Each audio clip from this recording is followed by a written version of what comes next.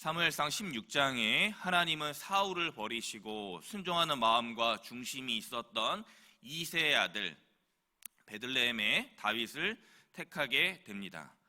다윗 인생의 주제는 하나님의 영에 감동되어 순종하는 삶을 살았던 자였더라라는 것이죠.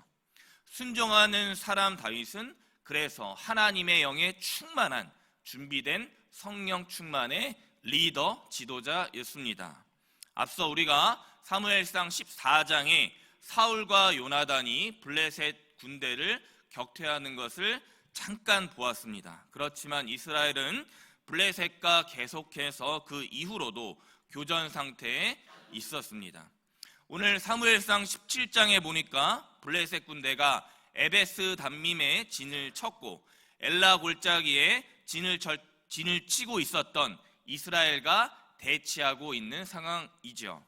이러지도 저러지도 못한 팽팽한 이 교착 상태. 그런 와중에 4절을 보니까 가드 사람 골리앗이 엘라 골짜기에 딱 등장하게 됩니다. 곧바로 이스라엘 민족에게 큰 문제가 발생하게 된 것입니다. 골리앗이 누굽니까? 키가 3m에 갑옷과 칼 무게만 합쳐도 64kg, 65kg 정도가 되는 무게를 자랑하는 골리앗이죠. 그 골리앗 한 명으로 인해서 이 전쟁의 판세가 확 바뀌게 됩니다. 역전되게 되는 거예요.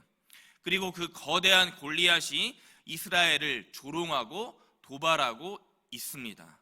마치 이스라엘이 사울 왕을 구했던 사실을 죄악이었던 것을 아는 것처럼, 골리앗이 알았던 것처럼 8절에 골리앗이 조롱을 합니다. 너희는 사울의 신복이 아니냐, 사울의 개가 아니냐, 사울의 종이 아니냐, 나에게 오늘 당장 한 명을 보내라. 고대 근동지방의 전쟁은 대표, 양쪽 진영의 대표 한 명이 나와서 그 한 명의 대결의 승패가 매우 중요합니다. 왜냐하면 그 1대1 한 명의 대결 승패가 전쟁 흐름 판세와 그 모든 결정을 바꾸기 때문입니다. 이스라엘을 사울을 왕으로 세운 것 자체를 희롱하고 있는 이 골리앗, 한 명을 뽑아 보내 그가 나를 이기면 내가 너희들의 종이 되겠고, 내가 그를 이기면 너희들 모두는 우리 블레셋과 나 골리앗의 종이 되어야 한다라고 지금 놀리고 있는 거예요. 놀랍게도 오늘 11절 말씀에 보니까 이 전장에는 사울 왕, 문제의 근원이었던 이스라엘 사울이 자리하고 있었던 것이죠. 사무엘상 17장에 나오는 골리앗은 우리 인생 문제를 상징하고 나타냅니다. 인생에서 감당할 수 없는 그 무거운 시험, 사업에서, 관계에서, 자녀 부모 문제에서, 또한 건강 질병, 지역사회 문제 전반에 나타나는, 그래서 저와 우리들의 힘으로는 어찌할 바 도리가 없는 그 문제가 오늘 17장의 이 장대한 골리앗이에요. 더 큰 문제는 골리앗이, 이 문제가, 시험거리들이 내 상황과 환경, 처지를 조롱하고 오늘 이 사울처럼 그리고 이스라엘 백성처럼 나를 두렵게 하고 떨게 한다는 것입니다. 왜입니까? 바로 내가 내 인생의 참주인 하나님 그 한 분만을 모시지 않고, 하나님 한 분을 인생 최우선으로 정하지 않고 내가 내 인생의 주인이 되려고 내 힘이, 내 능력, 재정, 관계, 인맥, 권력이 내 인생의 주인으로 자리 잡았기 때문입니다. 이런 여러 종의 인생으로 우리들이 전락했기 때문이에요. 그래서 오늘 이스라엘 왕을 하나님이 아니라 인간 사울을 왕으로 세운 바로 여기 백성들, 그리고 이 골리앗과 문제 앞에서 놀라 크게 두려워하고 있는 그 문제의 근원 사울을 자신들의 주인으로 여긴 백성들, 사울을 왕으로 알고서 자기들 정체성을 하나님 나라 백성이 아니라 인간 사울, 이스라엘 백성으로 여겼던 이스라엘 모든 백성들에게 문제가 나타나고 있는 것입니다. 그래서 그들 모두 여기저기 바람처럼 휩쓸려 버리는 세상의 종이 된 것이에요. 주권을 상실하고 문제와 시험의 노예가 된 것입니다. 그러면 혹시 저와 여러분은 골리앗, 즉 오늘 혹시 코앞에 닥친 문제와 시험 앞에 누구의 종이십니까? 내 인생의 주인 왕을 하나님 한 분만 알고서 하나님 한 분이 최고의 지존자, 왕으로만 여기며 사는 분들은 주님의 종입니다. 그러나 여전히 세상의 주도권을 뺏겨 세상의 종이 된 사람들은 골리앗이라는 큰 인생의 문제, 시험거리가 닥쳤을 때에 자기 자신의 정체성 전부를 세상의 종으로 유린당하며 살게 되고 마는 거예요. 골리앗, 문제와 시험 앞에 세상의 사울의 종, 인생으로 전락한 이스라엘은 오늘 11절에서와 같이 사울과 같이 두려워 떨며 사시나무 떨리듯 떨 수밖에 없음을 말씀은 증거하고 있습니다. 그러나 이때 너희의 종, 우리의 종, 이스라엘 백성 모두가 저 골리앗에 농락당할 때 온전히 하나님 나라 백성, 시민이었던 하나님의 종, 청년 다윗은 어떤 모습을 가지고 우리들에게 나타나고 있습니까? 사무엘상 17장 내일 말씀 32절입니다. 다윗이 사울에게 말하되 그로 말미암아 사람이 낙담하지 말 것이라. 주의 종이 가서 저 블레셋 사람과 싸우리이다 하니. 아멘. 다윗의 7명의 형, 그 중에 전투에 꽤나 능숙했던 엘리압, 아비나답, 삼마가 이 세 명의 형도 40일 동안 골리앗에게 조롱당할 때 했던 이 말, 특별히 15절에 사울에게 왕래하며 베들레헴에서 양을 칠 때 했던 다윗의 말은 이스라엘의 어떤 누구보다도 용기와 기백이 넘쳤습니다. 사람이 낙담하지 말 것이라. 혹시 저와 여러분 중에 문제와 시험 앞에 저 기골이 꽤나 장대한 골리앗 앞에 두려워하며 낙담해 계십니까? 그러면 순종하는 마음, 중심을 보시는 하나님과 그런 하나님의 시선에 합당한 인생을 살아갔던, 특별히 전시에도 자기에게 맡겨진 일에 충성하며 양치는 일을 감당했던 청년 다윗을 바라보시기 바랍니다. 사무엘의 순종이 제사보다 낫다던 그 명령과 훈계에 합당한 인생을 살았던 다윗, 자신도 전장의 형들처럼 나도 한번 참전해서 큰 성과를 올리고 수운을 올려서 성과를 내야 하는데도 이 다윗은 양치는, 목장을 치는 묵묵히 자기의 일을 걸어가며 순종하는 자였던 것입니다. 그러면 다윗은 어떻게 순종하는 마음, 정신을 가지고 살아갔을까요? 구약 전체에 주의 종이라는 말은 총 113회가 등장합니다. 그중 사무엘상에 총 9번이 기록되며 오늘 사무엘상 17장에 주의 종이라는 말이 4번이 사용되게 됩니다. 사무엘상 17장 32절, 34절, 36절 그리고 마지막 58절에 내가 다윗이 주의 종입니다 라고 말씀되고 있는 거예요. 물론 여기 주의 종이라 할 때 주는 하나님의 종이라고 사용된 것이 아니라 다윗이 사울왕 앞에서 머리를 조아리며 자기 자신을 스스로 낮추면서 했던 문맥으로 이해할 수가 있습니다. 악한 영에 사로잡힌 사울을 위해 수금을 타며 그의 마음을 평안케 했던 다윗. 어찌 다윗 자기 자신의 마음이 편했을까요?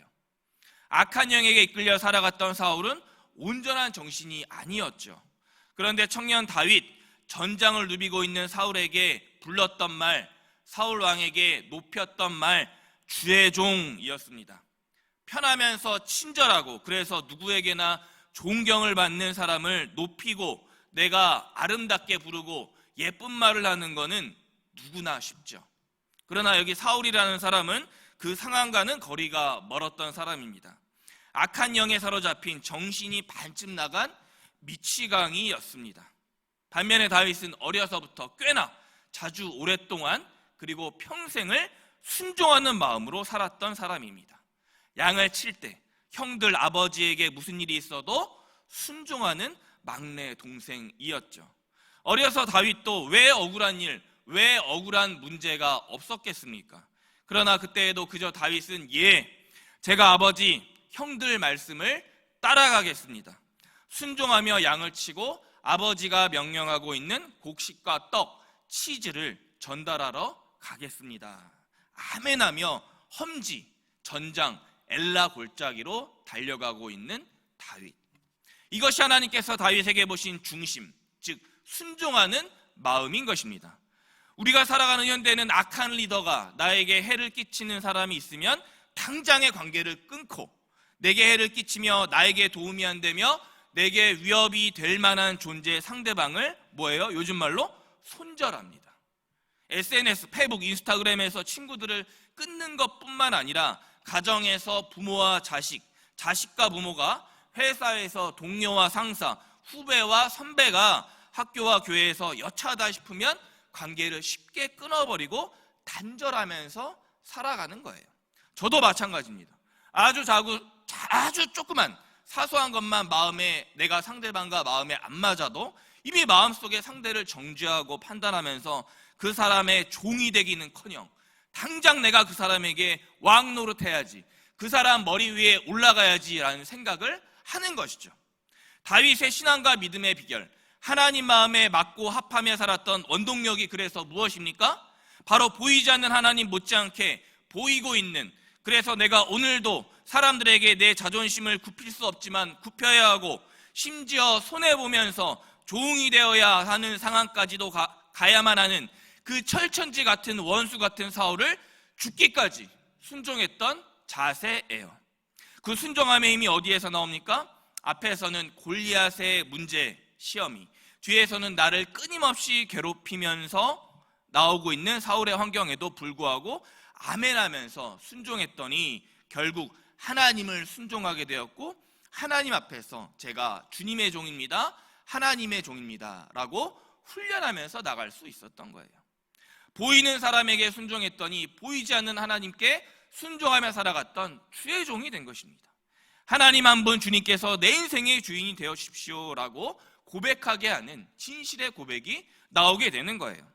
사랑하는 법한교회 성도님 여러분, 혹시 저와 여러분 곁에 골리앗 인생의 시험과 문제에 맞닥뜨렸을 때 도저히 순종할 수 없는 사람을 향해, 또 사건을 향해 아멘하고 순종하며 살아가고 계십니까?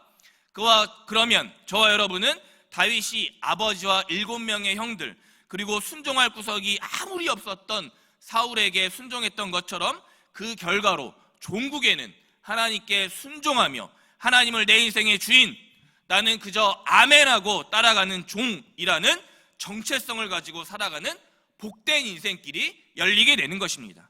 그러면 바로 그때 순종하는 마음의 중심으로 살아갈 때 사무엘상 17장 37절의 고백을 사울 앞에 골리앗보다 더 큰 문제와 시험을 향해 선포하게 되는 거예요.